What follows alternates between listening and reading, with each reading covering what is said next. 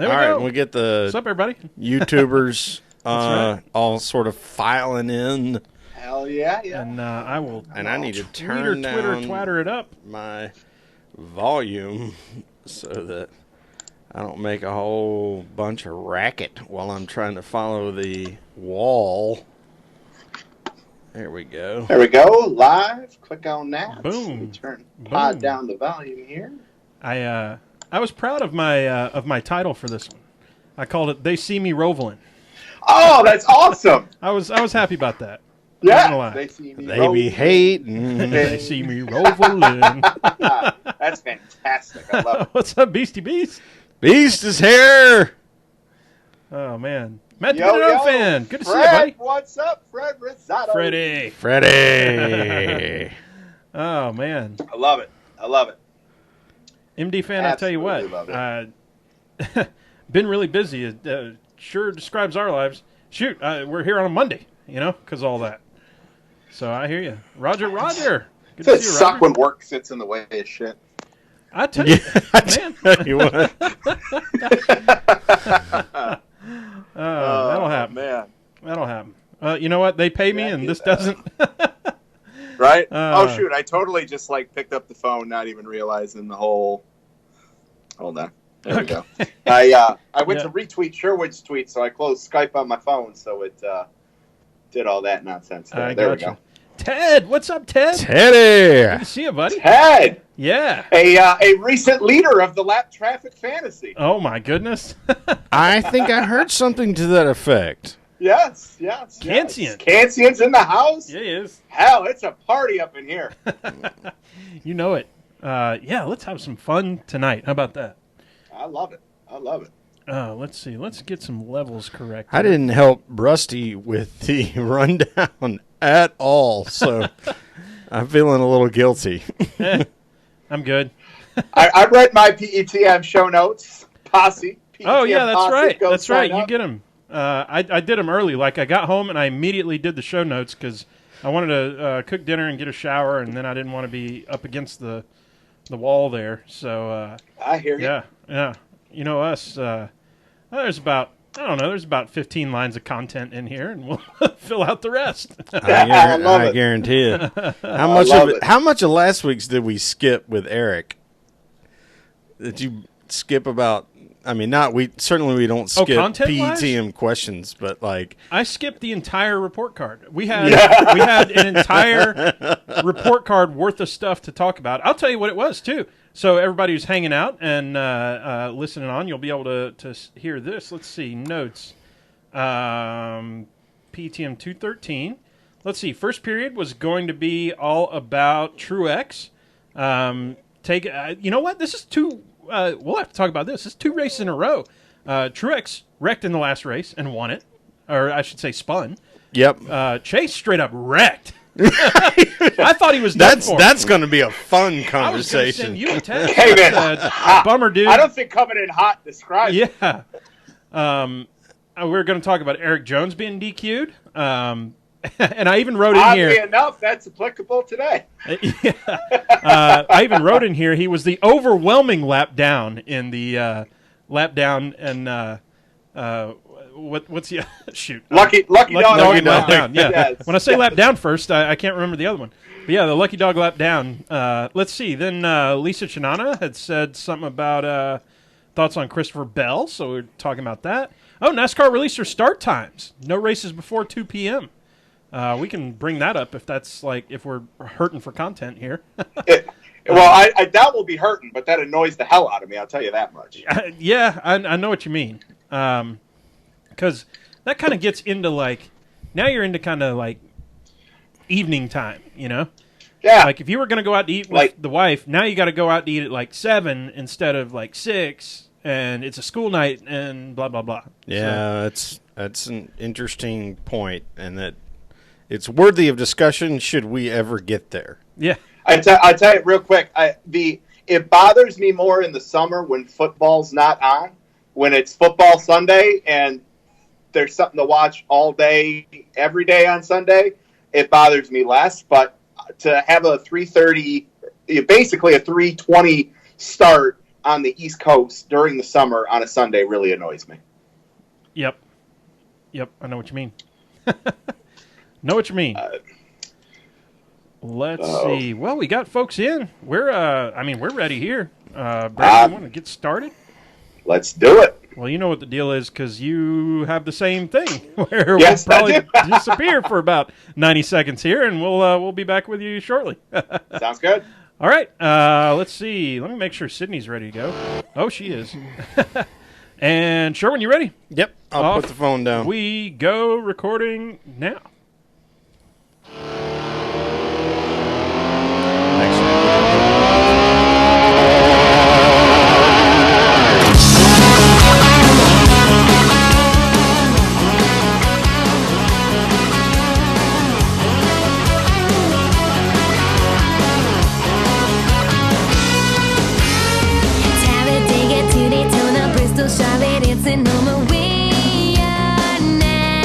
Welcome, y'all! That is right. This is the Pregame Engineer Tailgate Mayor Racing Podcast, episode number 214. It's Monday, September 30th, 2019. I'm Tailgate Mayor Rusty Wallace. I'm in the PTM Podcast Studio, Pregame Engineer. What's up, dude? Pulling the show up one day because you got some travel ahead of you. That's right. And we're happy to reciprocate our friend from Detroit Motor City, Brandon Crowd. Was that the intro for him? Before we get to him, y'all know what the deal is. This podcast is sponsored by you. That's right. You go to patreon.com/PTM. Join the What's Drink Club for as little as $1 a month. Get that free koozie. Best part is every cent in 2019, once again, donate to sponsored drivers to join the PTM podcast today. Be a part of the sport you love. This week's show brought to you by our official sponsors at the $5 and up per month level. Those are Laura Henshire and Ben, Robert Keplinger, Coleman McClain, Eric Kepner, Ryan Kiefer, Patrick Cleary, Jeff Brown, Brandon Crowd, Kathleen McDonald, Stacey Wright, Brandon Carl, Rika Porter, John Bob, Les Miller, Julie Bowles, John Pearson, Eddie Grid, Third Younger Motorsports, David Mullins, Patrick Johnson, Brett Morris, Chris Smoke, Fred Rosado, Chad Knappin, Stacey Coleman, Matthew Camper, Lisa Chanana, Rick Houston, Todd Oliver, and Sarah and Bari. Woo! Boom. I got excited. This is fun. It's a Monday. You know, I don't think I'm supposed to do intros for the guests. As it turns out. I think you do it about 50% of the time, and it's funny. Because I've got a whole thing written out, you know? Sherwin's like, Brandon Crowd's with us, man! Well, I don't pre-write or pre-plan what I'm going to say. I literally react to Rusty telling me, it's your turn to talk. And I'm like, I just say stuff. Well, ladies and gentlemen, he's making his umpteenth appearance here on the PTM Podcast. He's a fellow podcaster, host of the Lap Traffic Podcast, on Twitter at LapTrafficPC, longtime PTM PhD holder, and official sponsor of the show. Welcome, the professor himself, Brandon Crowd. What's up, dude? Gentlemen, what's going on? My man. How you doing? Monday night. I love it. You know, we just couldn't get enough of September. You know what I mean? Like, we just needed to sneak in one more. September 30th. Let's do it. Absolutely. I love it. Yeah, man. Fall, October. Listen, you guys, I'll get some flack for this, but dude, Christmas lights go up in a month from tomorrow, as far as I'm concerned. Just save it till after, at least after Halloween, right? Fair enough. Yeah. Oh, yeah. After Halloween. I've seen spider webs up already. I think that's okay. Because that's what 1 month ahead. So start putting out your Christmas lights 1 month ahead too. You know, and like after Thanksgiving. Now I'm telling you after Halloween, but you know, really after Thanksgiving, when's that stuff? Because everybody overlooks Thanksgiving, y'all. How many of y'all are like me and Thanksgiving is the deal? That's my jam, y'all. Oh, the Friday after Thanksgiving was when we always went to go get our Christmas tree. Like that was part of the game. Yeah, but that's all. Like, we're going to have turkey dinner. Tomorrow we're going to the farm. We're going to cut us down a Christmas tree. Yeah. But let's not forget Thanksgiving itself. Like watching football, cooking the dinner. I do the turkey on the smoker now and all that. Mashed taters. Dressing. I'm so glad you said that because I bought a smoker like a month ago and have been using the hell out of that thing. And you know, Lindsay and I go to the Lions Thanksgiving Day game every year, and normally we would throw something in like a slow cooker, but I am throwing a turkey on that bad boy before we head down for the Lions game on Thanksgiving. Well, so just so you know, Brennan, and I know you have a pellet smoker, whereas we tend to operate with the big green egg. Yes. it don't take nearly as long to cook a turkey in a smoker as it does in an oven because you get convection cooking. So use a thermometer. 2 or 3 hours. Yeah, like a 12-pound turkey takes about 2.5 hours in a smoker. True. Oh, all right. Well, you know what? I might have to have a neighbor come turn that thing on for me. Yeah, you'll be all right with that. Yes. Brandon, what are you drinking on tonight? Well, I tell you what, boys, there has been far too many water drinkers on your show as of late. So I will break that streak with a vodka Red Bull. You know it. Cheers, boys. Cheers, buddy. I have something that is colored similar to, we both do, to a vodka Red Bull. It's our classic Jim Beam, and for me, White Claw, Ruby Grapefruit. I am a grapefruit nut when it comes to the drinks. Like, I'll just drink regular old grapefruit, LaCroix, whatever it is. Yeah, and I've got a White Claw, Black Cherry, and Jim Beam, and then to commemorate the fact that we are going to Dover this week, I bought a Delaware-based beer called Dogfish Palo Santo Marron. It's a brown ale. It's super strong. I've been nursing on it. Let me try that. I gotta just try it to see, because it's 12% brown ale. Yeah, that's 12%. The beast is going strong with some orange Gatorade to shine. My man, that's going. Oh, you know what? So I wanted to start off this Gatorade and shine. That's awesome. That's redneck right there. That is straight redneck. That's all-star level. I'll tell you what, I wanted to start this show as a continuation, because we were on the Lap Traffic podcast last week with Brandon Crowd right there. Yes, sir. And now he's on with us this week. And I thought, what better way than to do a continuation of that show? Because in that show, we talked about being in the doghouse, right? Yes. And, 8-year wedding anniversary. By the way, how was your wedding anniversary? Because you were doing the show on your anniversary. Did you get any ish from it, or are you all good? Are you in the clear? We are all clear. We went out to dinner. We actually stayed downtown Detroit Friday night, went to dinner, drinks, hung out, had a great time. So all is clear. We are back on. We've upgraded to the couch. So good job.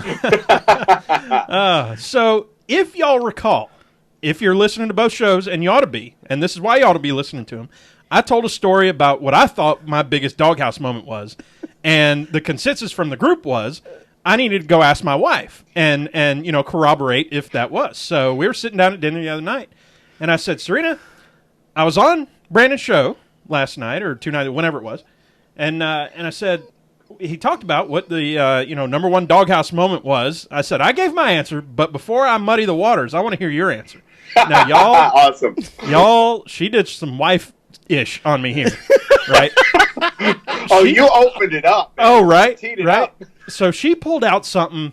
This is the wife part that I didn't even know, right? It was like, well, there was 6 years ago when you really messed up this one day, and everything was, and I was just royally pissed off. And then apparently a few days later was Valentine's Day, and we don't really do Valentine's Day, but we just kind of we'll make like a nice meal is all it is. We're not like oh, love you, blah blah. Oh, let me give you all these chocolates and hearts and all this mess. It's just more, all right, let's make a nice meal. And apparently I made an all-star meal that totally made up for me being in the dog. That was the only one she could think of. By the way, she had to think for a few minutes, so I'm at least proud of that.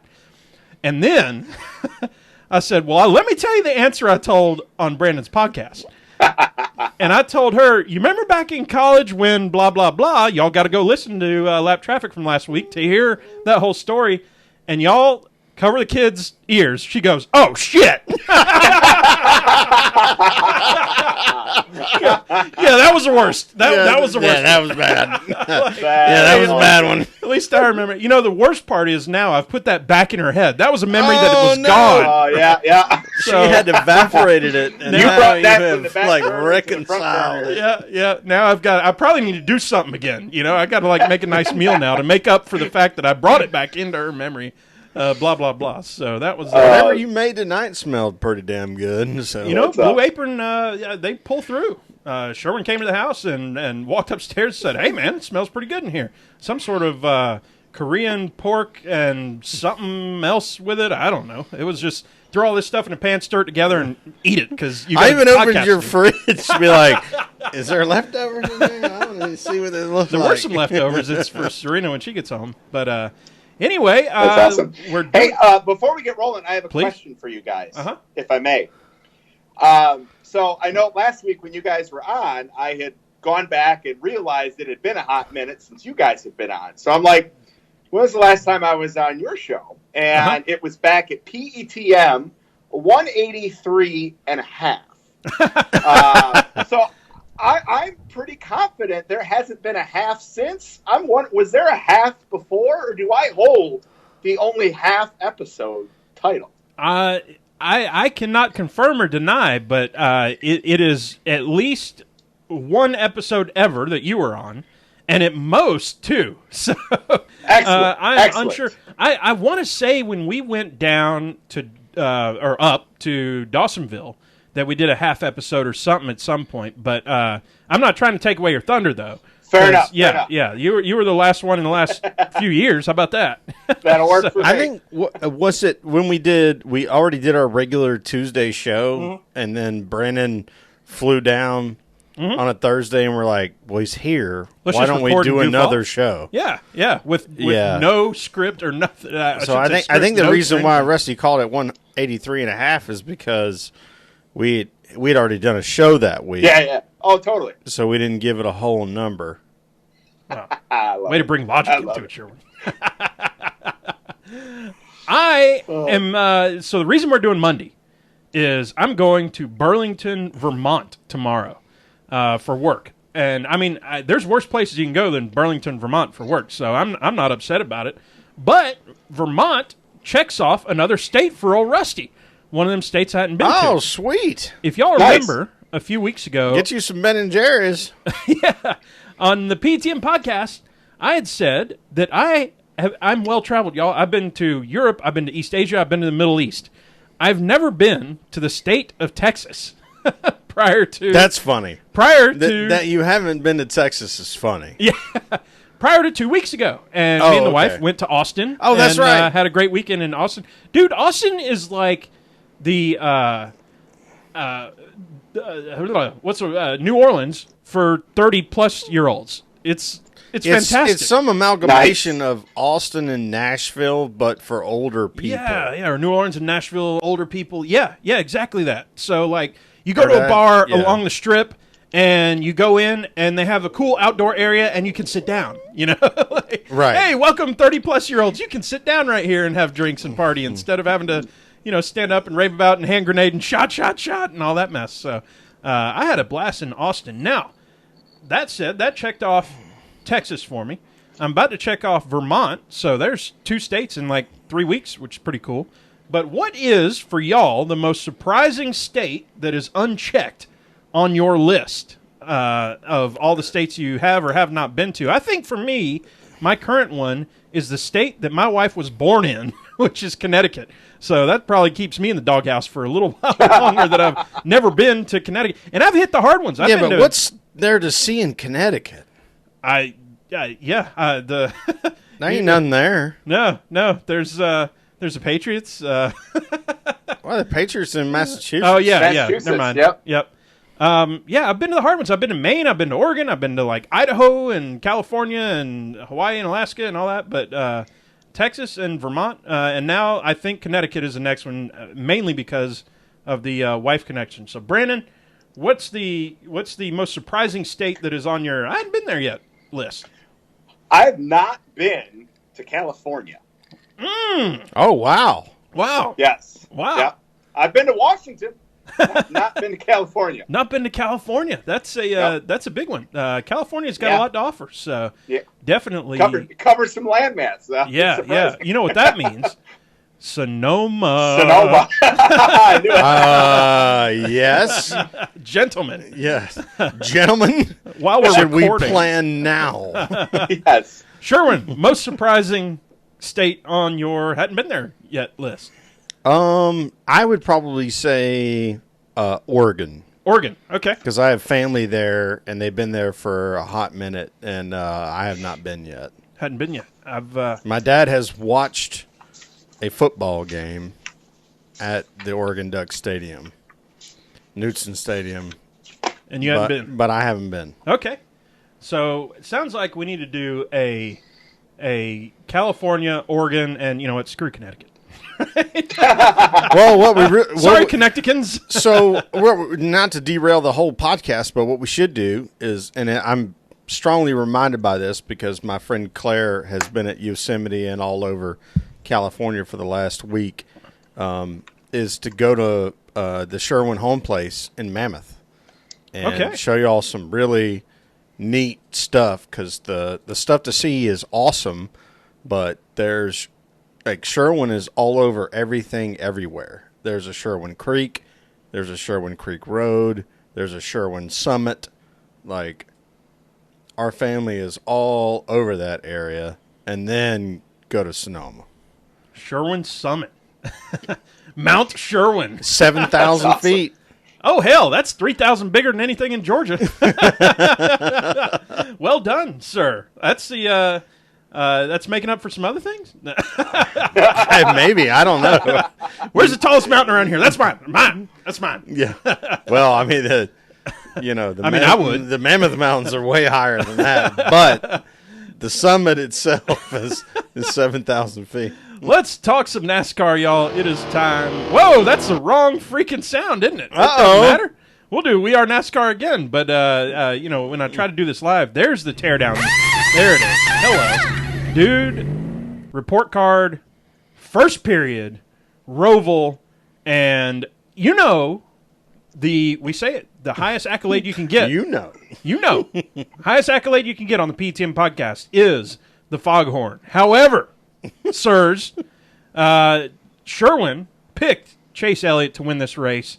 And what better thing than to hear the siren, gentlemen. There it is. This was 2 days ago. That's why I want a hat. Woo! Chase Elliott. What? That was from the Facebook video. Oh, I cried my eyes out and flipped the couch. Oh, man.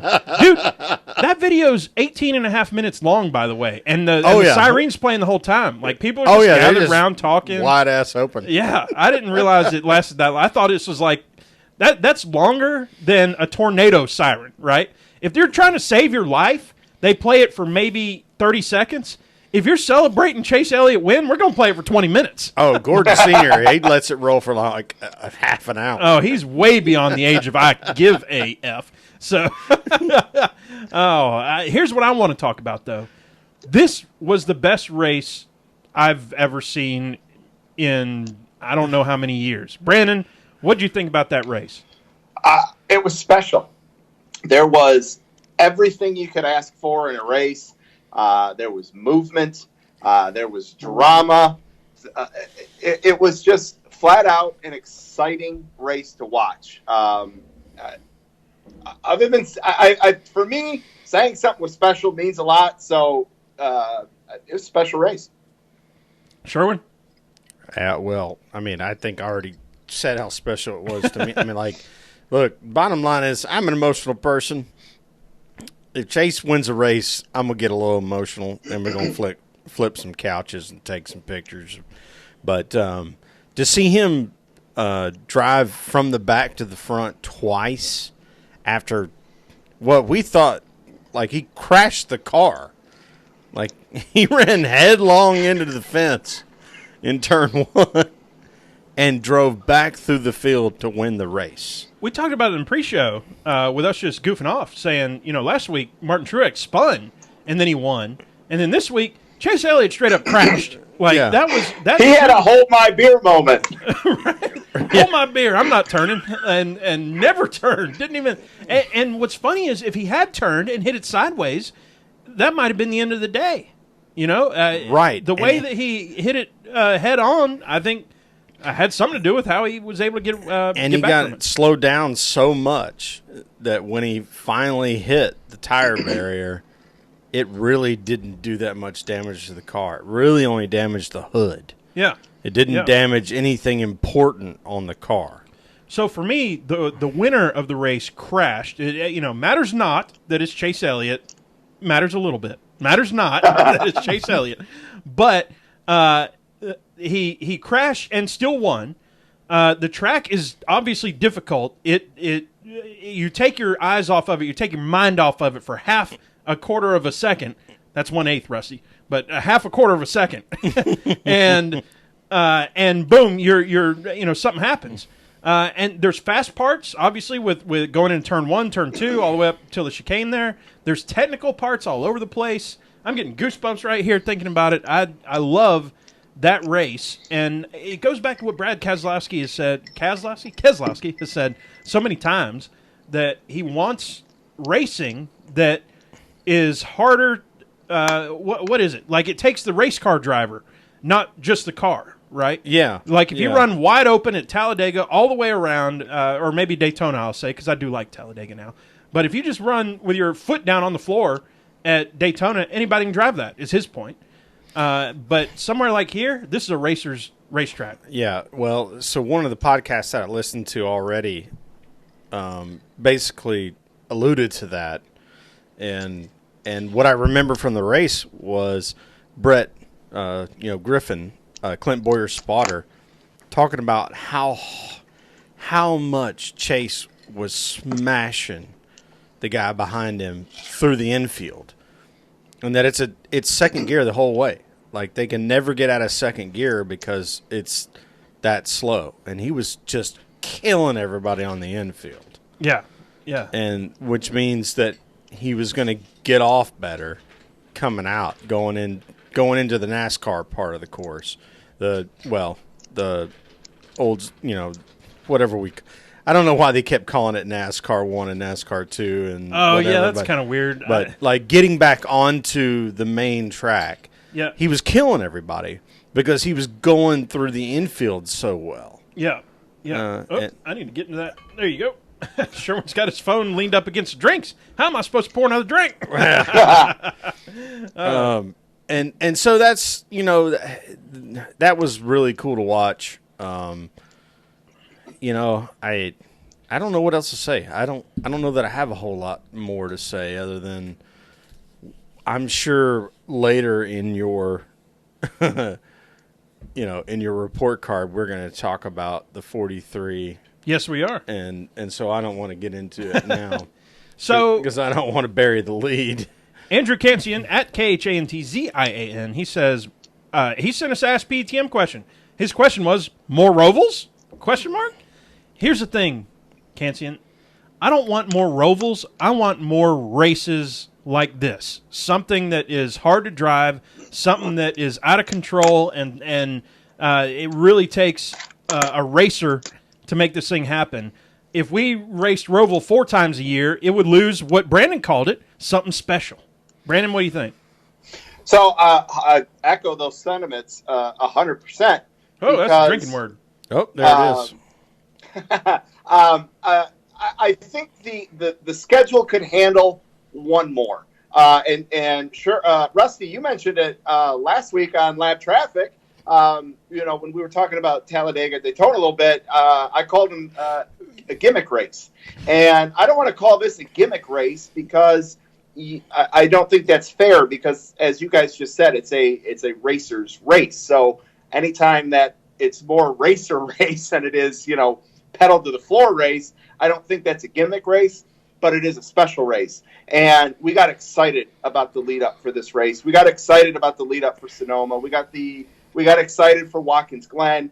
I don't want to lose excitement around the road courses. So, our first road course is almost 4 months deep into the season. We start mid-February, and we get our first road course at Sonoma in June. I think if they were to add one more, they would have to do it maybe late March, early April, keep that spacing a little bit throughout the schedule so that it just gives us something to look forward to. But I don't think you could go adding one, midsummer or another one in the playoffs. I think that would dilute the product 100%.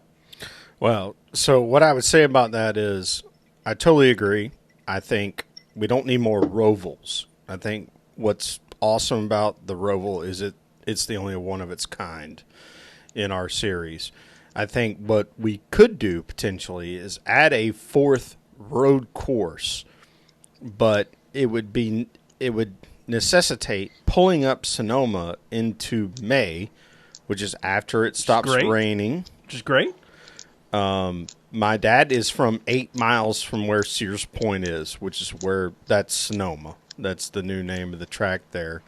And he said, it stops raining in April. Like, they can run in May. Sure. Do it. And so if we pull Sonoma up to May, we could sneak in a Elkhart Lake or somewhere like that. Mm-hmm. Yeah, Mid-Ohio, something crazy. Mid-Ohio would be fine. I'm not in favor of going to Canada. I got a whole boatload of. How about Canandaigua, or what's the name of it? Canandaigua. Canandaigua. I got a whole boatload of crap from people about why we can't go to Canada. And I'm like, the reason why Cup can't go to Canada is because of how ridiculous the visa process is. I was going to say, it's because half of them are felons and can't get a visa to Canada. Well, it doesn't matter if you're a felon. Like, if you have a DUI, you can't get into Canada. And that's not even the reason why I was saying we can't do it. It's because you have to pay by day for the visa. If it rains, and we can't race Cup cars in the rain. We can race on a wet track, maybe. But we can't race in the rain. Like, it's ridiculous. Yeah. So you have to be really careful with that. And I know we have a ton of Canadian fans. We have a bunch of Canadian listeners. And I'm not putting down Canada as a group of people who don't love racing. They absolutely love racing. Mm. I mean, let's think about this. The Ford 351 Windsor, the reason why it's named that is because it's built in Windsor, Canada. Like, that's why that is. So go ahead, finish off. No, I don't think I had any more to say there. From NASCAR on Reddit, Chase Elliott has more wins than any other driver who started after 2008. Now, I'll tell you this. It's a little bit of an arbitrary stat because Keselowski started in 2008 and has 30 wins. So, but Chase Elliott is, for drivers who started after 2008, he has the most wins at 6 at this point. Interesting note. And it's not too arbitrary because that was, 10 years ago? 11, I guess. But I thought that was an interesting note. That's a weird stat. Yeah. It's a weird stat that we haven't had. And we've talked about this. We haven't had this rookie NASCAR classic overall, right? Not just Cup. Yeah. That's NASCAR overall. I think it's Cup. Really? Okay. Yeah, it was just All Cup. Right. But I thought that was an interesting deal that in the last 11 years, no new driver has won more than 6 races. And Chase has only been here for, how long has he been here? It's probably been way longer than I think. This is his 4th year in Cup. 4? Okay. So yeah, that's not too far off of what I thought. So we've had this kind of lack of new talent come in and start dominating. We've had good new talent, just none that's just start racking up wins like Brad or Joey or Kyle or the rest of them have.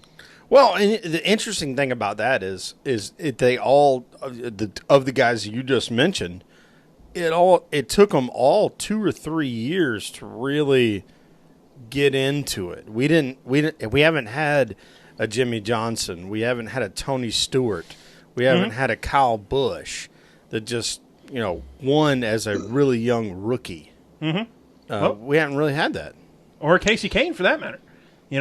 I think we get a lot of. I think if you look at the average age of some of the guys around right now, especially Stewart Haas Racing, I think they have the oldest stable from an overall average age perspective. I think we got a ton of new drivers coming up, and we've had some come in, but the ratio of those leaving the good rides, I think, are what are hindering that, or what are contributing to that stat a little bit. Jimmy Johnson's still sticking around. Kurt Busch is still here. Kevin Harvick's still here. These guys aren't giving up those good seats, and I think that's a product of what we've got happening with Daniel Hemrick right now, for example. Young guy, and the fact that he's going to be out of a Cup ride at RCR, not that may have been the greatest ride, but I don't see an upward vehicle coming available for him. He could be taking a step down in the Cup or a step down in Series, which is just going to set him back a little bit there. Mm-hmm. Yeah, well, I mean, if you look back a little bit to the Dale Earnhardts and the Rusty Wallaces and the Sterling Marlins and the Mark Martins, and the Handsome Harrys, those guys all raced. Well, Dale didn't because he died at 49, but those guys all raced or would have raced into their mid-50s if they had the chance. Like, this is how much NASCAR has changed. That we look at a guy like, Kevin Harvick, who's going to be 46 here next year, I think, and we're like, he's a grandpa. Like, no, he's still really good. They should probably keep him in the car. Right. We'll move on. If you can win, there's no reason to get out. We're sitting here talking about Kevin Harvick to the Kevin Harvick fan of the group. And old grandpa needs to leave and take his rocker with him. And, I don't need this rocking chair. Yeah, I'm just saying. Let's move on to second period. We got to talk about playoffs a little bit. Playoffs? Here, right? Playoffs. Almirola, Newman, Kurt, and Eric Jones are out. Sherwin, from our predictions, Newman is who you called. He's out. Boyer is still in. Almirola, he's out. And Larson is still way in. And that made you have 2 out of 4? I was 2 for 4. 2 for 4? I said Almirola, who is out. I said Byron, who is way in. I had Bowman, who is way in. And I had Larson, who is way, way, way in. So I got 1 out of 4. Winner! I'm not even giving you the horn on that one. No, you don't need to give me a horn. So give me a horn when we get to Homestead. Yeah. Besides Kurt Busch, are there any surprises for you, Brandon? I'll be honest. I'm actually surprised Newman didn't make it. Me too. He came into this race, he was 9th in the standings. Him and Bowman basically flip-flopped almost. He just needed to put together a solid race, and he would have been in easily. He had some issues there, as no one's really surprised. Everyone, I know we all have our thoughts about a few key drivers in this series, Newman being one of them. But I was actually rooting for him to get into the next round, mainly just because of the fact that he was putting together some consistent races towards the end of the regular season. He was running 3rd at Richmond at the end of that thing. Granted, it was a strategy play and slipped back, but Newman running top 5 is something we haven't or don't hear about too often. It would have been a good change for Roush Fenway Racing to have some representation. So I was rooting for all of that to play out. So the fact that it didn't, that kind of bummed me out a little bit. Dude, I was rooting for Newman, too, toward the end. He was racing his butt off, which goes to show. With a destroyed car. Yeah, with a destroyed car. And he missed the chicane, and, I mean, that's what happens when you race that hard, I guess, at that point. But he was racing forward that hard. He's known for racing in his rearview mirror way too hard, but it felt like he was just really racing forward really hard on this one. I was kind of rooting for him, too.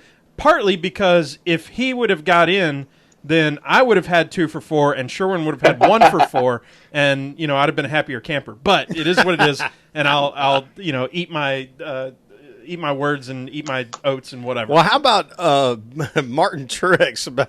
For the first stage, about every 3rd lap, he missed a chicane.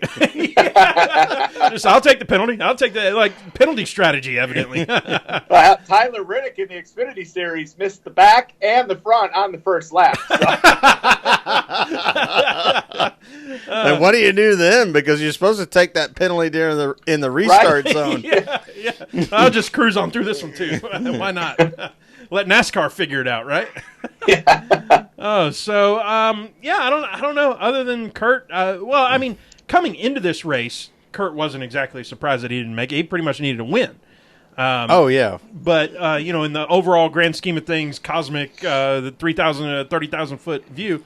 Yeah, for him not to be in, and I mean, he even said it was a friggin' disaster, and I believe he used the word friggin', not the other one, but he probably used that in closed doors. But yeah, a disaster is the way he called it. So, interesting. Interesting to know. Third period, we got to talk about it. Bubba Wallace and Alex Bowman. Pretty much Bowman. Yeah. Bowman. So here's the thing. Here's the out of context and here's the in context, right? Out of context, Bowman gets out of his car. He's sick. He feels like ass. He gets down in front of his car. His wife, girlfriend, I can't remember who it was, is trying to like help him out a little bit. No, that's an EMS person. Oh, an EMS person is trying to help him out. Sorry. And Bubba Wallace walks by and just like splashes a drink in his face and calls him all the names under the sun, right? There's your out of context. In context, or on the other side of the whole deal, right? It's lap right? Lap 1 of all the rest of them, 109 or whatever we ran. Yeah. And Bowman is all up in some Bubba Wallace car, right? Oh, yeah. On lap 1. Now, 109 laps later, we get the splashing thing. I don't know where we stand on all this. Brandon, what's your breakdown of this thing? All right. So I'll try not to go too much on this. So the professor. I need the... Yeah. Take notes, double space. Here you go. So, I think that Bubba was... I can't fault him for why he was mad, but... the video of him storming down to the car, I'm behind him there because he doesn't know what's going on. And I get it's raw emotion. And for all we know, he could have been so dialed in, he didn't see anything. He just knew he needed to go and do something. Adrenaline, you don't know mentally kind of like what he may have been seeing. Didn't even register to him that the dude's sitting out on the car almost passed out. But at some point, somebody should have grabbed him, if Bowman was standing up, it's a whole nother story. But dude's laying down on the ground. It might have just been a tear over the line a little bit. Sherman? Yeah, I can't disagree with you there. I really wish Bowman had been standing upright when when Bubba went down there to confront him. I got called a dick on Twitter because I said, I don't have any issue with what Bubba did. Yeah. Like, this is racing, whatever. And, of course, they went down that vein of, the whole EMS operator got, she got splashed too, and that's not okay. And I'm like, yeah, I don't disagree with you that that's not okay. But, to your point, but we always use that word, right? That 3-letter word. But I mean, when else was Bubba going to have that opportunity, sir, to be right there? Sherwin, I have zero problem with what Bubba Wallace did. I don't have a problem with it at all. Right? I don't have one problem. What did with we talk about? Was it last week or 2 weeks ago? When whoever spun out after the race was over, and we were talking about, I think it was on Brandon's show. Like, they got the Hans device out, they've got their hand out the window, all this stuff, and then blam, they get hit in the back. What did we say? Settle it outside of the car. Outside the car. Outside the car. Bubba Wallace ran up to Alex Bowman to go hit him in the face. He sees that he's on the ground, so he splashes water at him instead, or Gatorade or whatever it is. So he does that instead of hitting him in the face.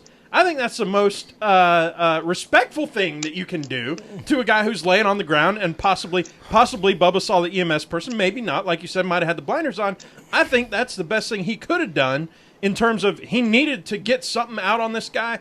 He was going to hit him in the face, but he's sitting down, so I'm going to splash this thing on you. Well, and he cussed him out first. You saw him lean over, cuss him out, and then throw Gatorade in his face. And then he shook it, and some of it got on the EMS person. Yeah, she didn't deserve that at all. She did not. But he needed to make a statement. Hey. It would have got lost in translation if they did it next week at Dover. True. Yeah, it would have lost something. I get that. I'm on the record because we're recording this and it's live on YouTube, so I can't even delete the fact that it happened. I'm on record saying nor would we delete it. Right, I'm A-okay with this whole situation, 100%, and I'm drinking to that. We're drinking to that. Fourth period, y'all. 4 motorsports. or ThorSport, requested that their trucks of Enfinger and Sauter be reinstated back into the playoffs, saying that the engine manufacturer made some big mistake, and this engine manufacturer gives their engines to all NTI, I think is the name. Whoever it is, and they even came forward and said, "Yeah, we messed up," and blah blah blah. Is this like a boo-hoo, go cry me a river, or is there some meat to this that we ought to consider? What do you think, Brandon? So I am glad you brought this up because I didn't add it to my show, so I'm glad we're going to talk about it here. And I absolutely 100% think that ThorSport brought this up to draw attention and as a protest to the engine package that the Truck Series has, knowing 100% that NASCAR is not going to add them. But that's the best way, I think, to draw a little attention to it. Obviously playing off the what was it, 2013 or whatever, when they added Gordon in after the whole Richmond debacle and all that. So I get it.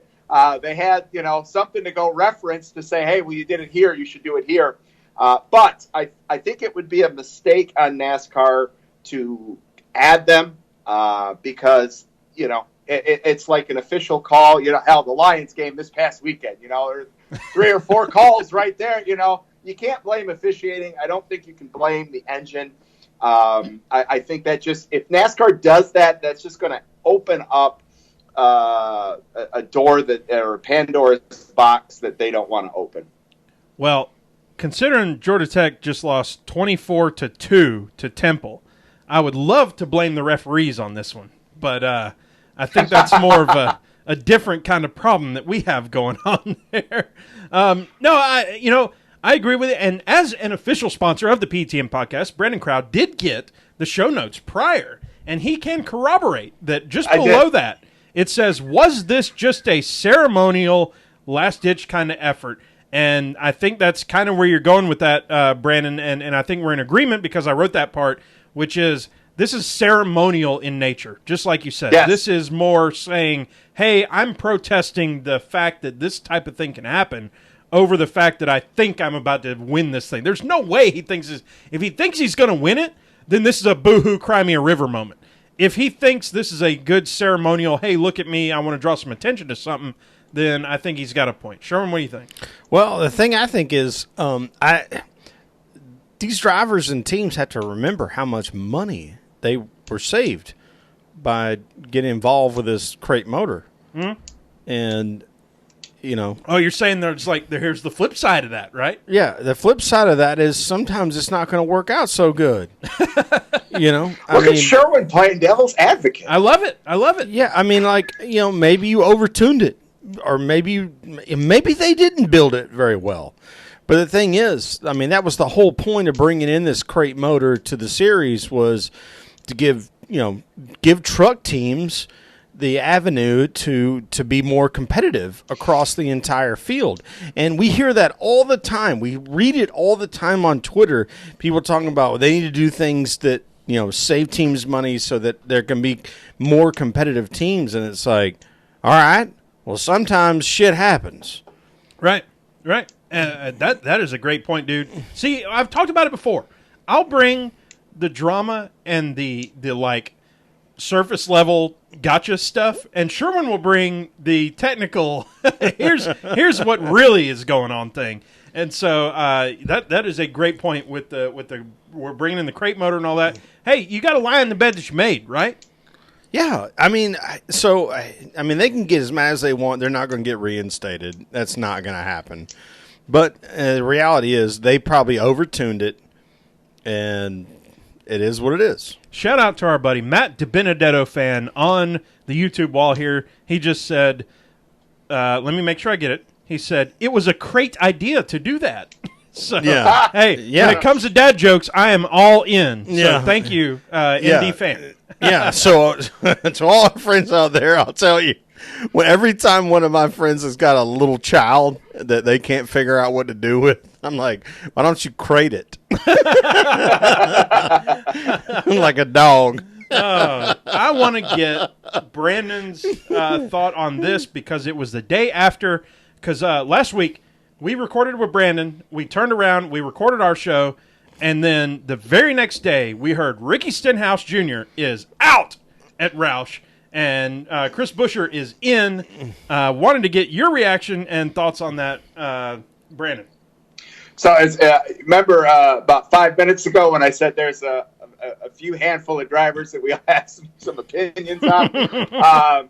He's among them. It's funny because and I don't want to steal any of your thunder, Rusty, but the article that you also included in your show notes, I had sent that to Mr. Andrew Cancian in Sherwood about Kevin Harvick's comments on that whole situation, which I thought were very interesting. I did not realize that KHI management was Ricky Stenhouse's representation. Yep. In from a contract perspective. So, I get it. I actually kind of get it. But you're actually also at this point taking out a veteran driver. I mean, he's been around. I think you would have to call. He's over 5 years in the series. It's veteran style or veteran length, as far as I'm concerned. And he is a 2-time Cup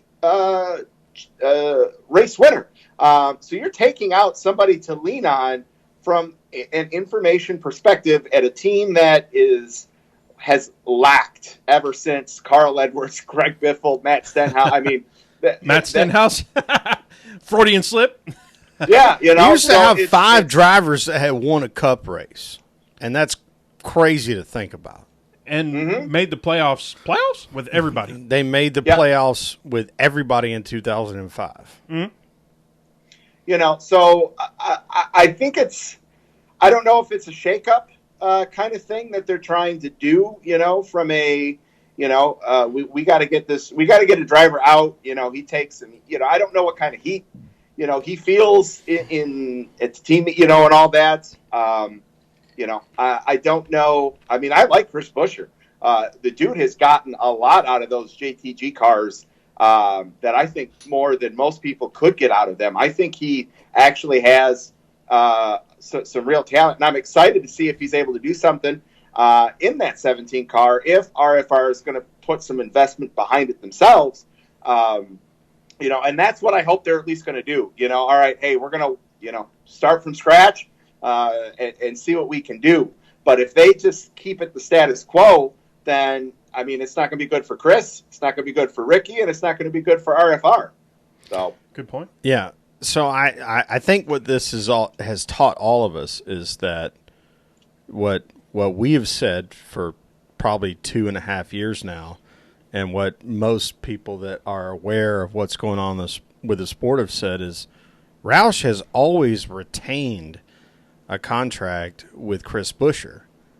He loaned him to JTG Geordie, and now he's pulling back the retainer.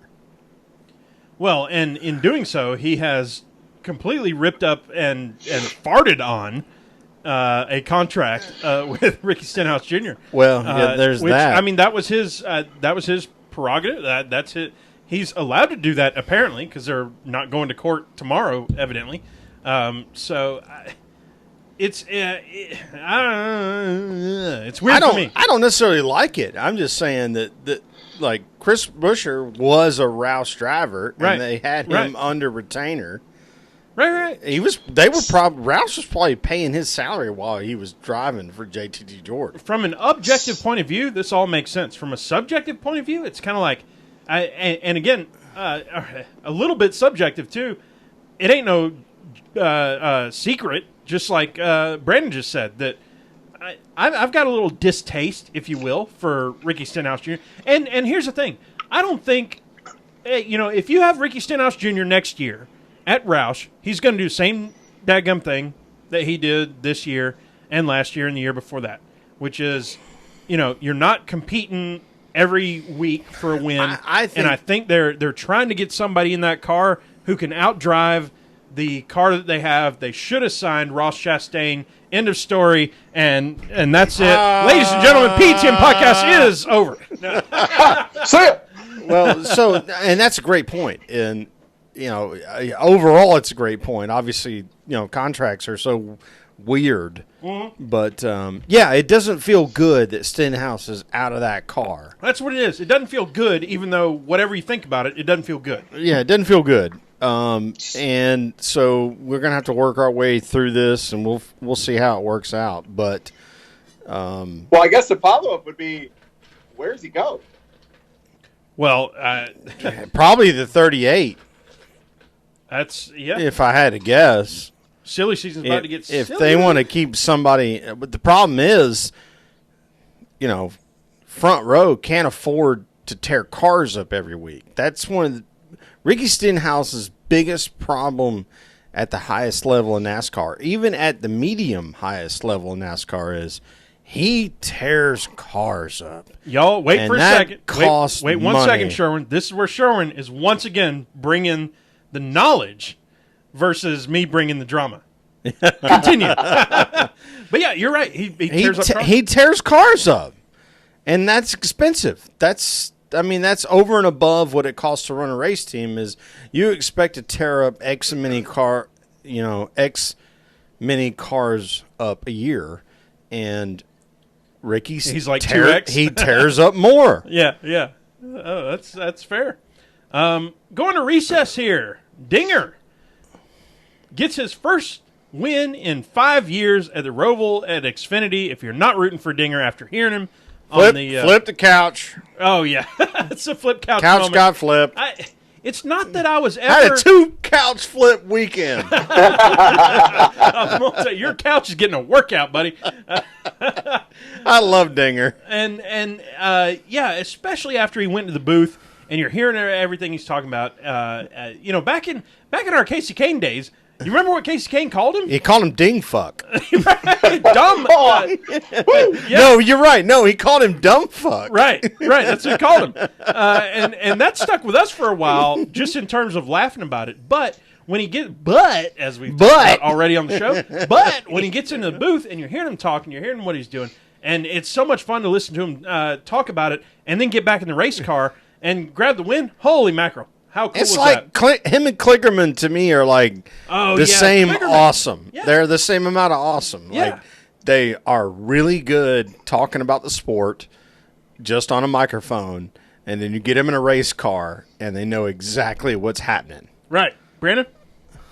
I didn't appreciate Dinger's capabilities until after he left the car and has done what he's done with College Racing. Yeah. Yeah, and we're on a course that is right. He almost won Martinsville with Penske before he had that stupid Adderall deal. That was stupid, is the right way to put it. In the end, from retrospect, Newman ended up winning that race, by the way.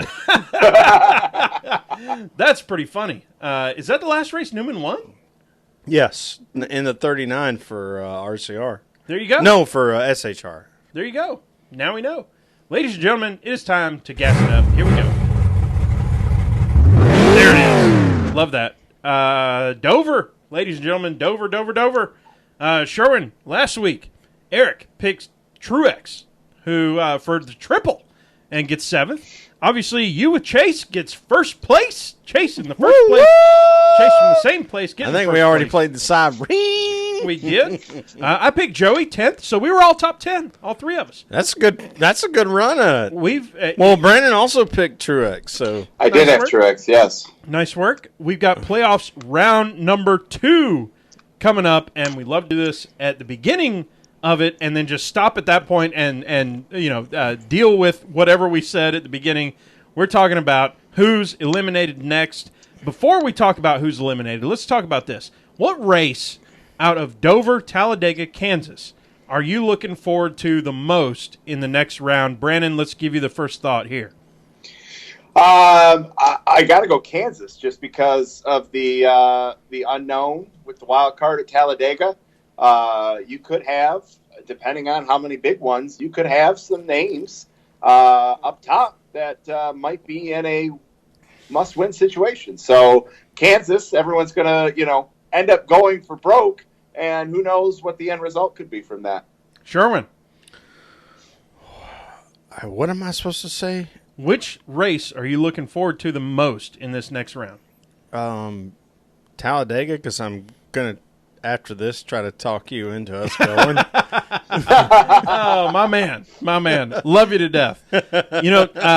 Love going to Talladega. It's so much fun there, and the racing is, you know what? 3 years ago, Rusty, I'm going to tell, 20, how old was I? I'm 37 now. I'm going to tell 34-year-old Rusty, believe it or not, you're going to love Talladega. And 34-year-old Rusty's going to beat my ass because I'm fatter and uglier now. and that's just the way it is, But you know what? I want to go with Dover just to be different from all y'all, but I have to agree with Brandon on Kansas.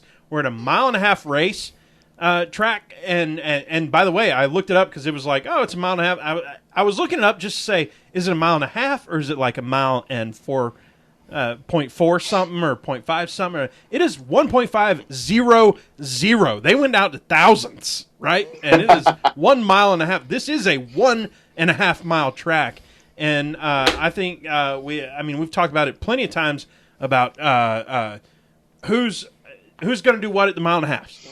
So for me, that's the big one to watch. However, but as we talked about, the other two, you get your wild card stuff, and then Kansas, it's put on a show and makes something happen, and makes something happen. If I can say words correctly.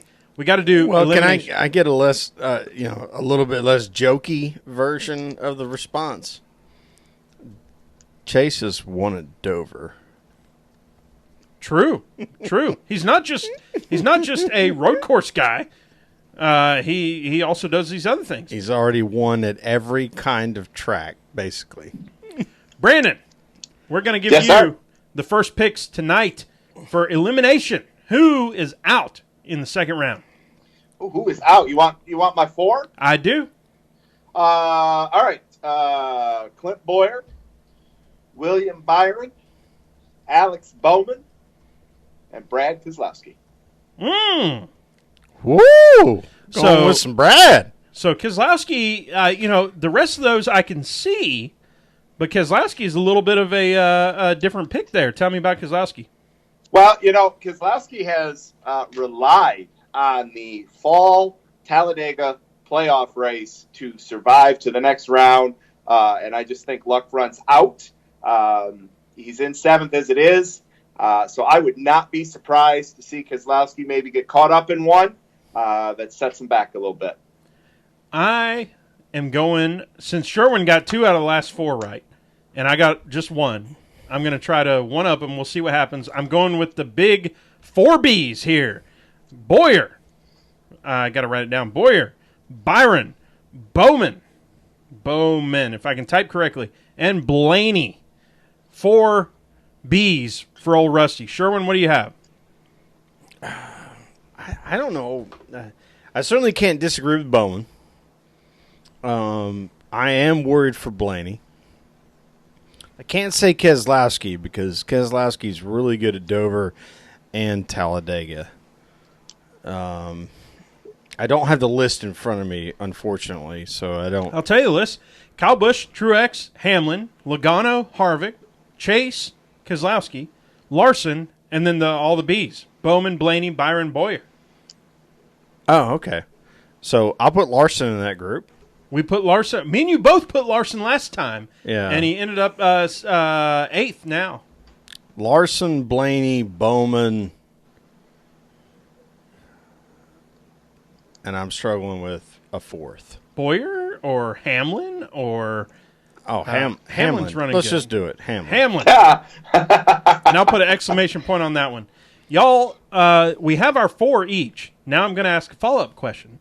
Which of those eliminations would you be least surprised that makes it? So, Brandon, you had Boyer, Byron, Bowman, and Keselowski.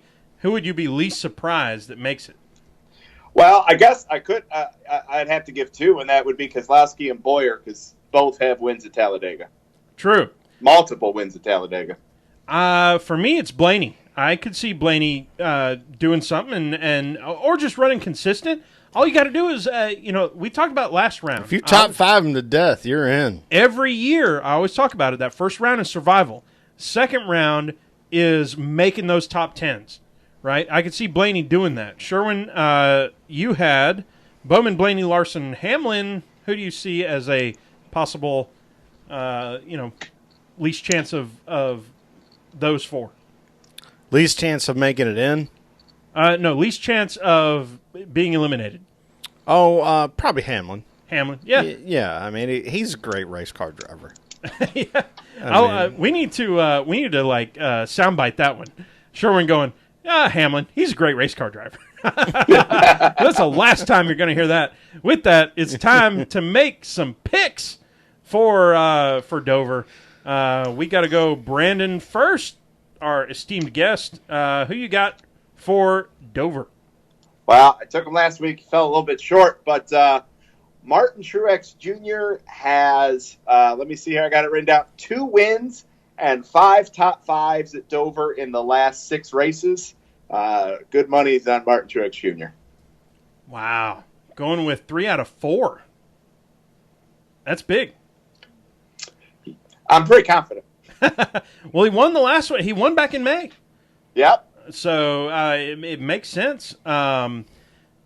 Here's the thing. It's hard for me right here because I feel like I need to say this is Jimmy's place, y'all. Like, this is Jimmy. This is where Jimmy does something. He talked about it after not making the playoffs. Hey, we just got to go out and try to win.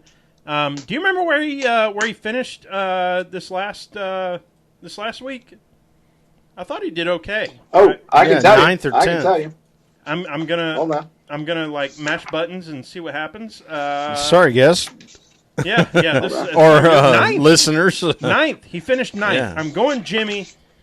I think this is like the second out of 3 races that I've chosen Jimmy, but it's time. If he doesn't win this one, I'm not picking him the rest of the season.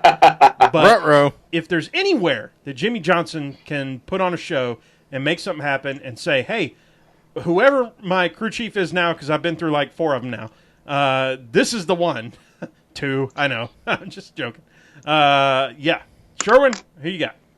Hey, I'm sticking. Oh, he's going for Chase. Chase, number 9. From the same place, doing the same thing twice in a row and just punching that ticket in. Interestingly, I'm the only one who chose somebody outside of the playoffs.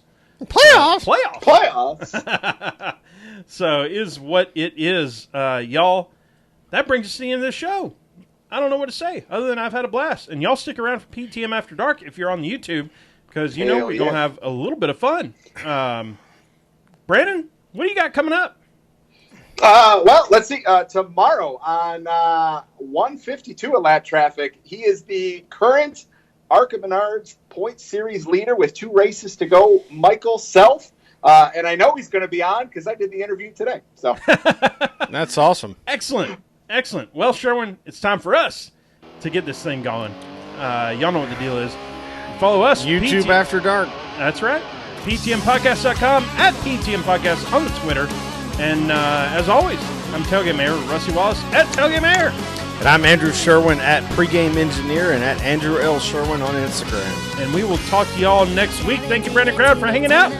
And we'll talk to y'all soon. Ribbon engines get to roaring, fans are screaming, drinks are pouring. We are NASCAR. Drop the flag, foot on the gas, and let's go, go, go, go, go. And it's full throttle, it's wide open, it's cold beer bottles, the town's rolling. We're built for speed, and we ain't slowing down. the groove, It's the thrill of the chase. It's running on fumes in a checkered first place. We're stealing the wheels and race hard. We are NASCAR. We are NASCAR.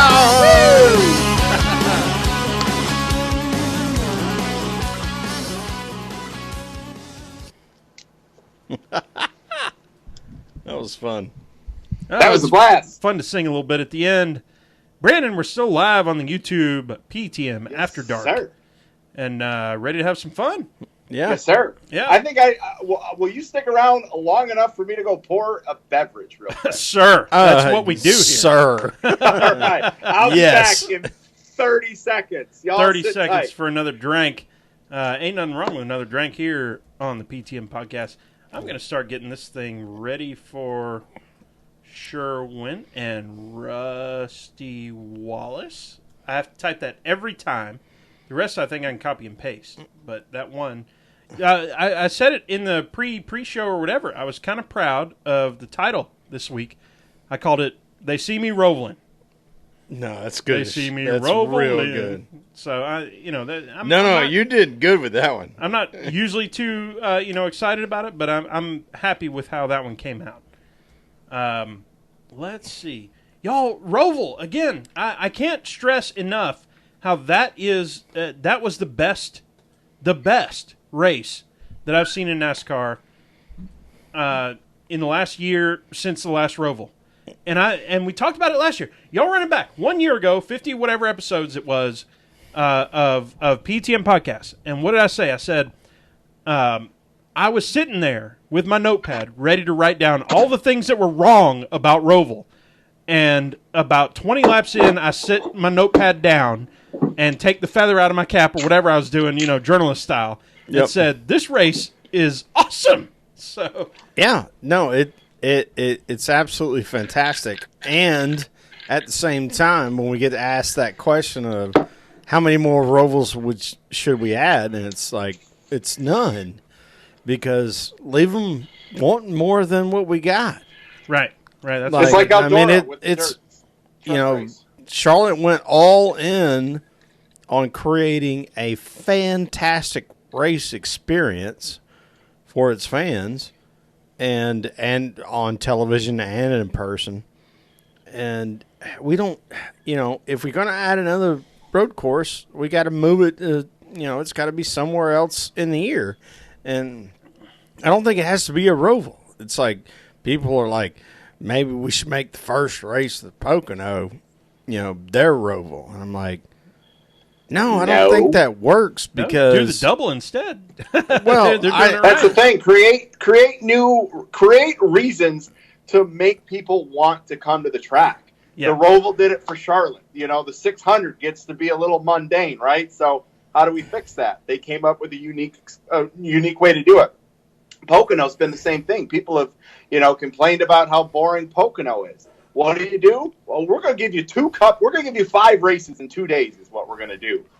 So create 6. It's 6 now. 6. Find creative, unique ways. Don't try to manipulate stuff. Well, and that's the thing is to make sure you don't just assume that because one thing works, that all of a sudden everything in that genre is going to work. That's one of the things we've seen that really hasn't worked. Like, let's go out west. Well, Fontana lost a race. There's a reason for that. It's because that for a long time, that race actually kind of sucked. Now it's really good because their surface is aged. That surface is worn in. Yeah. Mm-hmm. Yeah. And, they repaved Darlington. They're like, well, this isn't good anymore, even though it's right in the home of NASCAR. So we're going to take a race away from them. Oh, all right. Well, what are you going to give us instead? Well, they gave us Fontana number 2. Like, it's like, come on. You just have to be real careful with how you manage all of this. And the same thing with all the people online and Twitter and everywhere else were like, well, I mean, clearly Nashville Fairgrounds should be on the schedule. I'm like, okay, cool. Who owns the track and who's paying for all of the softball? Because they don't have the upgrades. Yeah, they don't have softball. Yep. I mean, you're talking about millions, like with a crooked number in front of, like not 2 million, like 20 million. So you have to be really careful with 8 digits, like what you want. Otherwise, it's funny you say that, and that's going to take an investment, right? And NASCAR itself probably isn't going to make that investment. So, wasn't it Charlotte Motor Speedway, the last track that had a name sponsor in Lowe's, would it take something like a corporate sponsorship of a track name to make that type of investment to get a new track on the schedule? Well, it might. I mean, go ahead, Rusty. I was going to say it's going to have to starting next year or 2 years when they have to redo the whole contract for the TV rights and stuff. They're not going to find enough money in TV rights. Yeah, they're not going to get shit from TV. Yeah, so they've got to figure out some way, and they're going to lose a decimal point from television. Well, and that's what they were talking about in that it's not going to be the NASCAR Monster Energy Cup Series. It's going to be NASCAR presented by blah blah blah at this racetrack. Yep. And so they gotta work hard. They gotta hit the ground and get out there and start selling this thing. And so I think to your point, yes, they have to do that anyway, but it's going to take that to get somewhere like Nashville to make the proper upgrades or save the speedway stuff with all the rest of them out there in Rockingham and et cetera, et cetera. Yeah, I don't think we're ever going to see Rockingham or North Wilkesboro back on the schedule. I think there might be a possibility we would see what is that one in South Virginia that the Elliots raced at or the Elliots, sorry, the Sadlers raced at not New Smyrna, that's down in Daytona, but there are a few Southside Speedway, South Boston. Yeah. There's a chance that they might upgrade that track so that we could see an Xfinity race or a truck race there. But I think the biggest thing that fans don't seem to understand is how much money is involved in how you do these things. And I think that's why people get pissed off about people like me saying going to Canada is a really dumb idea. Well, I tell you, and I think we've talked about this before. I tie back to WWE and their network. $10 a month. They've got 2 million subscribers. That's what I was just clicking away on over there. That's $240 million a year. $10 a month. I'd pay that to have all access to practices, qualifying, ARCA series all in one spot. Hell, they might even be able to bring in more than 2 million subscribers. That could be one hell of a way to bring in some money for the sport. Yeah, well, I pay $30 a year to get get the scanner. Right. Yeah. Yeah, and it's $80 a year to get Race View, like the full one where they do the cartoon version of the cars. Do they still do that? I haven't even paid attention to that in a while. I stopped buying it 10 years ago. Right. I've got the Race View just on the phone. I don't have it for the PC, so I think that's like $30 for the year, and it's the cartoon. But I get annoyed because I only get the Cup race. I don't get Truck or Xfinity on there. Well, so one of the cool things, and this is not that cool actually, if you ask me, because I'm always on the negative side of the coin, as it turns out. But you only get trucks when they're, if you just have the scanner subscription, you only get trucks when they're at the same track that Cup is at. Ah, okay. And the same thing with Xfinity. Actually, I think Xfinity now we get it no matter whether they're at a companion race, which is cool. But it's. I don't know how you're supposed to do it. I don't know how it works for WWE because I know that a lot of that stuff's pay-per-view and a lot of that stuff's also and that's all included with the subscription. You take TV out, you take NBC, you take Fox out, you produce the show yourself, and you rake in all the capital from it. You can do your own in-house advertising on it, and then that just brings in even more money. As WWE still does their 2 weekly television shows, but all of their pay-per-views, all their bonus content is all done on the network at $10 a month. Yeah, so that probably helps them out a bit. I've actually been like very anti the ESPN Plus thing. Oh yeah.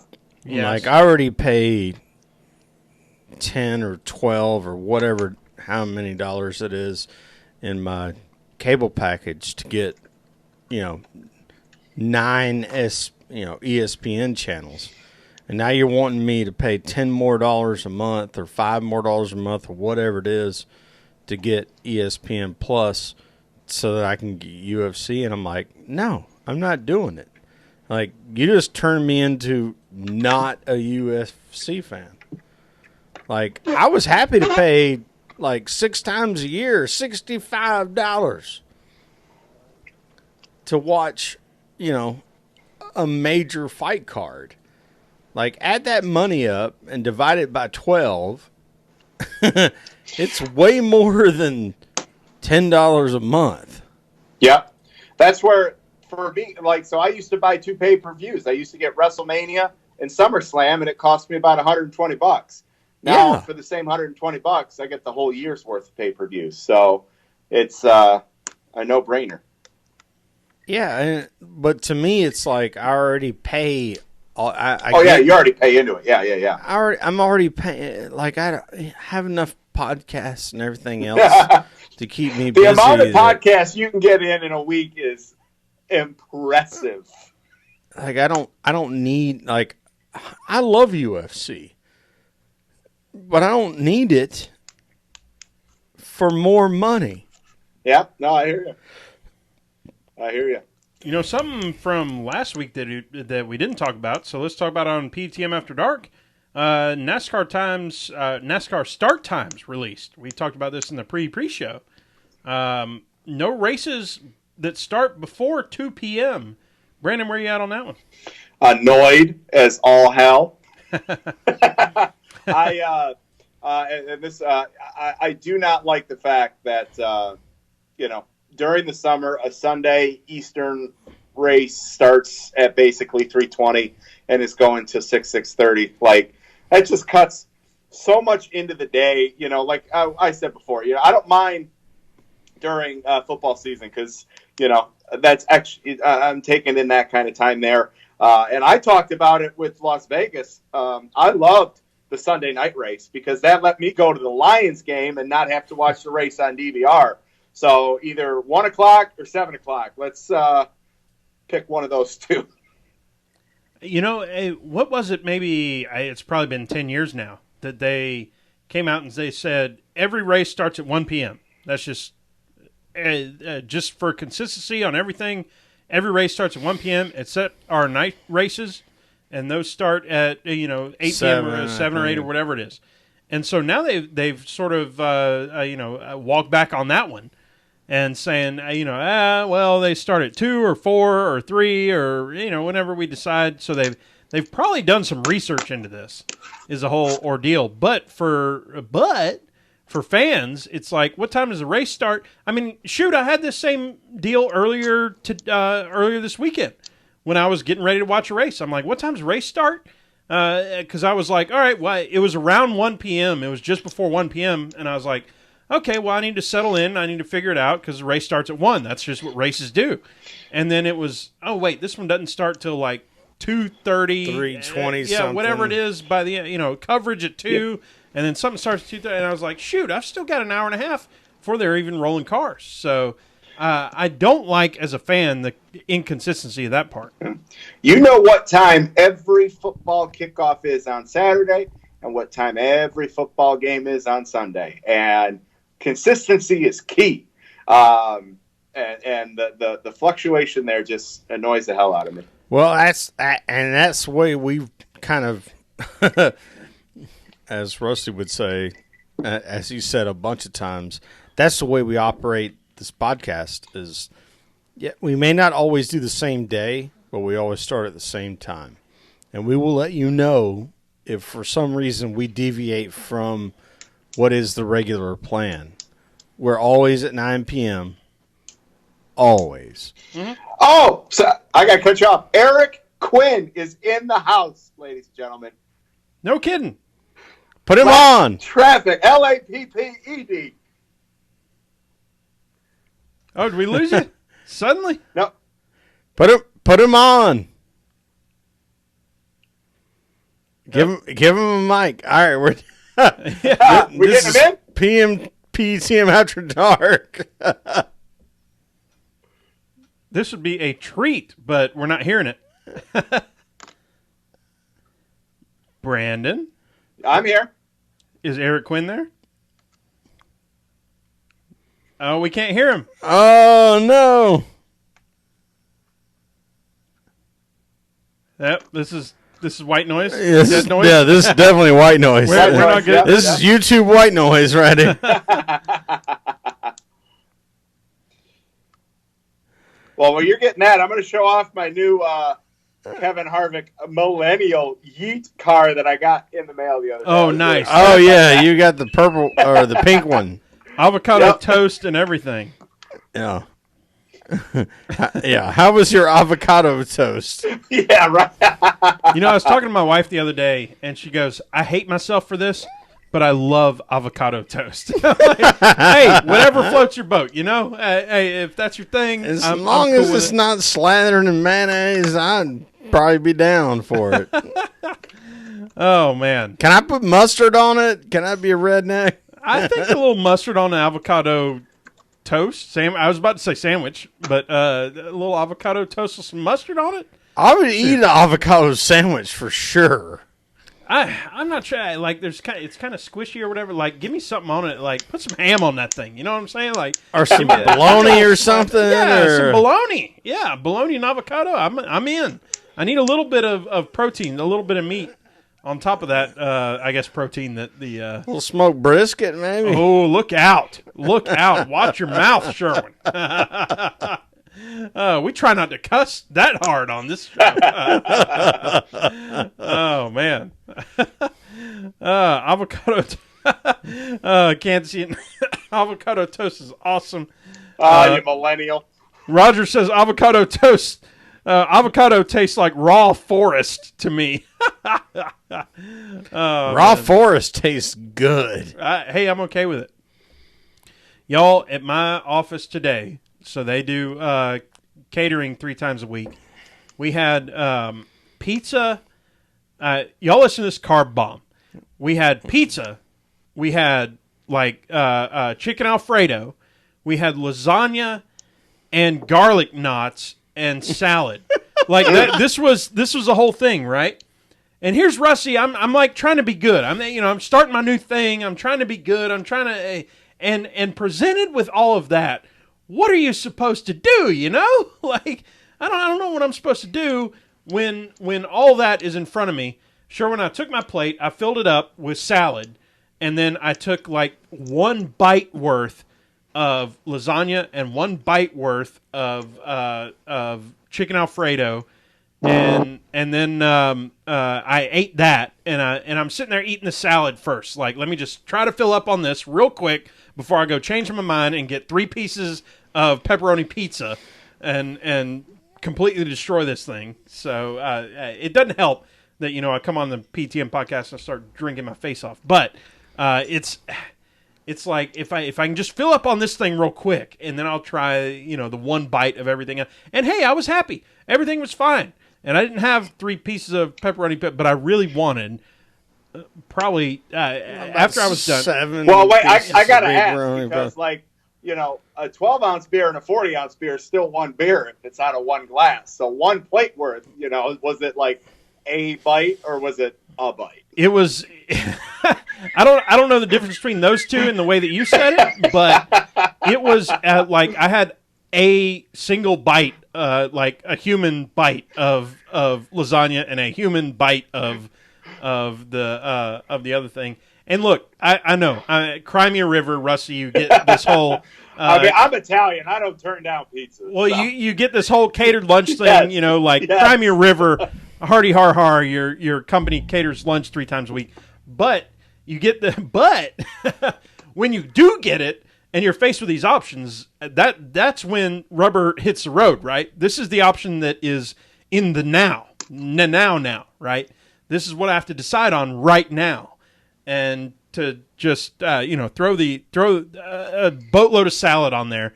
And who knows? I put the vinaigrette dressing on it because I figured that was like the least offensive of the three. Like there was vinaigrette, ranch, and Caesar, and I was like, I'm sure the other two are just packed with who knows what. This one is probably mayonnaise and vinegar, and we're done. We're probably good here, but who knows? It was probably like I could have ate 2 pieces of pizza for the calorie cost of the salad. So I don't know. I'm probably not doing this whole thing right, but hey, y'all work with me. I'm trying, Yeah. Well, for the PTM After Dark crowd,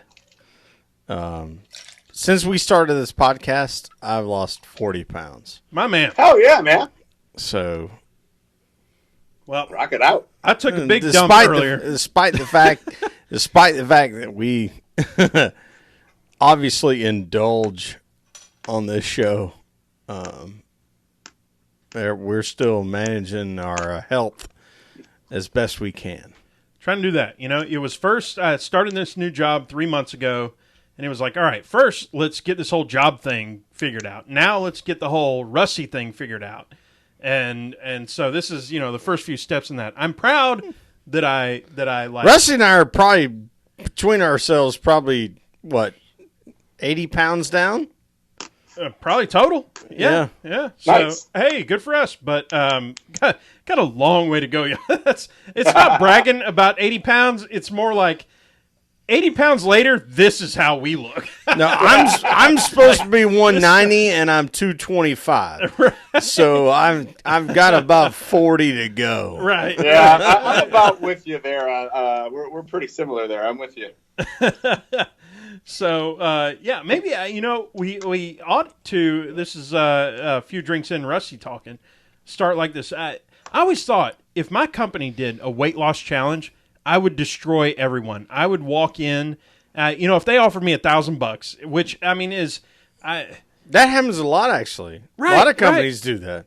If you offer me some monetary deal here, say, hey, for $1,000, whoever gets the least, listen, I will walk in. I will crawl in. I'll have somebody wheelchair me in and show you how to make $1,000 because I've been on some like wrestler diets and all this other stuff that's just really. Well, you know that because we were teaks, right? We've been on a teak diet, right? And my doctor would probably just crap all over me for it, but hey, I will win the money. Don't give me that thing. So I'm waiting on the company to kind of do that.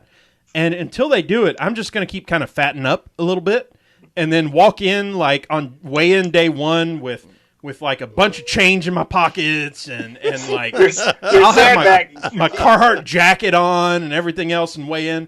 And by the end of it, I'm going to be spitting just straight up diamonds trying to, get the last bit out, just peeing brown trying to do this thing. And they'll be like, good God, you lost 140 pounds in 4 months. And I'll be like, and I'll win the money and then blow right back up to where I'm at. So it's a vicious cycle of just doing the same thing. Yeah. So, so Brandon, for your perspective, I guess it's been about. One in bottles if you can. Yeah. You got to reach? Yep. My man. Thank you. About 10 years ago, Brandon, I weighed 279 pounds. And that's nuts. And I'm with you because I had one of the bariatric surgeries almost 10 years ago. So I was a big one. Yeah. So that's awesome. For me, y'all both know it. I fly airplanes. I have fun doing that, and sometimes. Like, you have to send there's the not secret at all when you're in aviation. You have to tell other people what your weight is. And you just do it like a comma. Like, it's not as faux pas as it is in the general public. You're just like, oh, here's what I weigh. And they're like, okay. But that prevents, you might be 20 pounds overweight for 4 people to be in the plane, so you're fine with 3 people. I want to get to the point where I can always fly 4 people and not have a problem with it, because there's all these skinny mofos that are flying around, and they have no problem with that. And I'm like, yeah, I can only take 2 other people because I like pizza.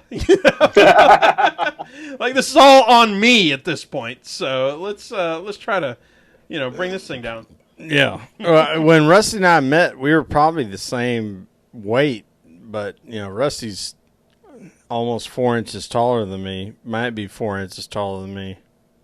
So he's just a bigger human being. Right. I do have that going against me, where my height, they're like, you should be 210 pounds. And I'm like, that's still kind of big, isn't it? That's maybe I'll try for 180, 190, something like that. I was gonna say I thought at my height at 5'11", as a player, like 190 was.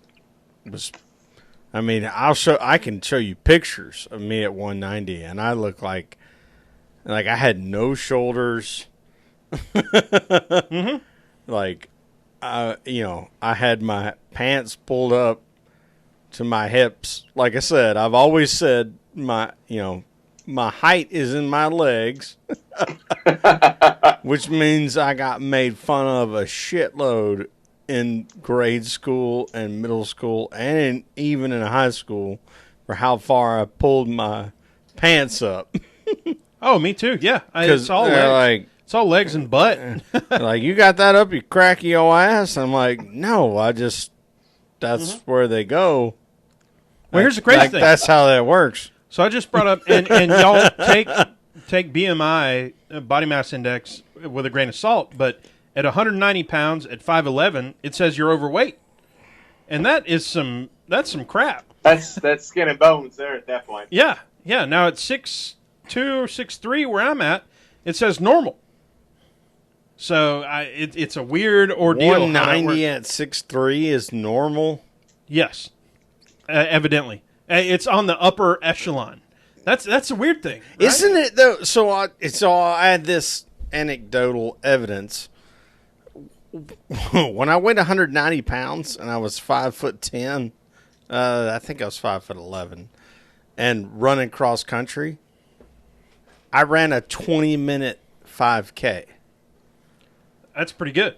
Yeah, that's pretty good. So, like, let's go ahead and expand right. whatever that category is. And that's the thing with the whole BMI thing. It's just, it's not, I wonder where 200 is normal, 210, because that's where they told me that I ought to be, 210, and that says overweight. So where's 205? That's overweight. 202? Overweight. 201? Overweight. But 200 is fine for a 6'3". Interesting to know. Yeah, it's dumb. Yeah. But I'm also not an athlete anymore. I mean, I'm not fixing to be an athlete the rest of my life. No, I'm not talking. And I'm not talking about that. I'm talking about 20 years ago. Right. Like 20 years ago, when I was 190, I could run a 20-minute 5K. And if that's a problem for this scenario, it's like, wow. Yeah. Okay. What math? Where are we going? What math are you doing? Where are we going with that thing? Y'all, I think it's time to shut down the YouTube, the PTM After Dark, talking about 3 fat dudes who, and I don't mean that in a disparaging way, Brandon. You're doing awesome. But I'm a fat dude. Fat dude over here. For the little extra cushion. Yeah, it's all good. So, ladies and gentlemen on the YouTube, thank you for hanging out. We'll talk to y'all soon. Peace out. See ya. Woo!